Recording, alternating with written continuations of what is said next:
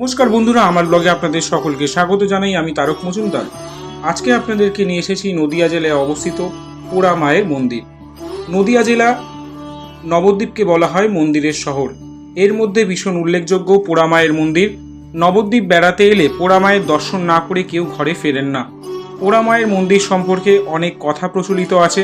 তেমনই প্রচলিত মত অনুসারে পঞ্চদশ শতাব্দীতে বাসুদেব সার্বভৌম নামক এক পণ্ডিত নবদ্বীপ শহরে এক বটবৃক্ষের নিচে দক্ষিণাকালীর ঘট স্থাপন করেন। কোনো এক সময় বটগাছটি অগ্নিদগ্ধ হলে এই কালী মা পোড়া মা বা বিদগ্ধ জননী নামে জনপ্রিয় হন।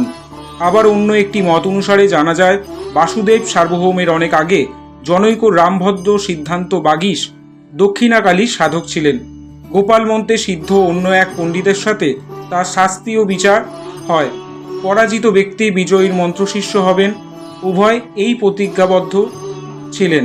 সিদ্ধান্ত বাগীশ পরাজিত হয়ে প্রতিজ্ঞামতো তার ইষ্টমন্ত্র ত্যাগ করতে উদ্যত হলে ভয়ানক অগ্নিকাণ্ডে তার ইটের বাড়ি ভস্মীভূত হতে থাকে এবং মন্দিরের মধ্যে দেবীর করাল মূর্তি তার দর্শন গোচর হয়।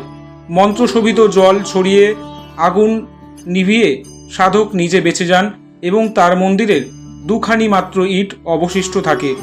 এই ইট দুখানি আজও পোড়া মায়ের আধার হয়ে রয়েছে এবং তার উপরেই ঘট স্থাপন করে দেবীর পুজো হয়। প্রচলিত এত কাহিনীর মধ্যে প্রকৃত সত্য যেটাই হোক, দেবী পোড়া মা কিন্তু ভীষণ জাগ্রত।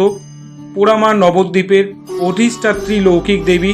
এই মন্দিরের পাশেই রয়েছে ভবতারণ শিব এবং ভবতারিণী কালী মন্দির। নবদ্বীপের গ্রাম্য দেবী পোড়া মা সারা বছর দক্ষিণাকালীর ধ্যানেই পূজিতা হন। তবে শুধুমাত্র সরস্বতী পুজোর দিন শ্রী পঞ্চমী তিথিতে দেবী নীল সরস্বতী রূপে পূজিতা হন।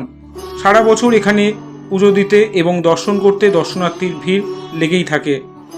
এতক্ষণ দেখলেন পোড়া মায়ের মন্দির। যদি পোস্টটি ভালো লাগে তাহলে অবশ্যই লাইক, শেয়ার, ফলো করবেন। সকলে ভালো থাকবেন, সুস্থ থাকবেন। জয় পোড়া মা, জয় ভবতারণ শিব, জয় মা ভবতারিণী। নমস্কার বন্ধুরা।